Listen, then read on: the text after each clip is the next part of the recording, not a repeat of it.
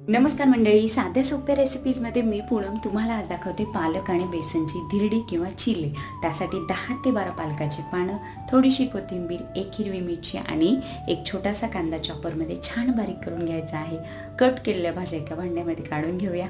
त्यामध्ये अर्धा कपापेक्षा थोडंसं कमी बेसन, 2 चमचे रवा, चवीपुरतं मीठ, थोडासा हिंग, पाव चमचा हळद, अर्धा चमचा धण्याची पावडर, अर्धा चमचा जिरे आणि थोडीशी लाल मिरची घालून घ्यायची आहे। सगळं छान मिक्स करायचं आहे। थोडं थोडं पाणी घालून पातळसं मिश्रण बनवून घ्यायचं आहे। तवा छान तापला की त्यावर थोडंसं तेल घालून यातला अर्ध सारण पसरवून घ्यायचं आहे आणि झाकण लावून मंद आचेवर 3 ते 5 मिनिटांसाठी वाफ घ्या। दुसऱ्या बाजूलाही तेल लावून घ्या आणि पलटून घ्या।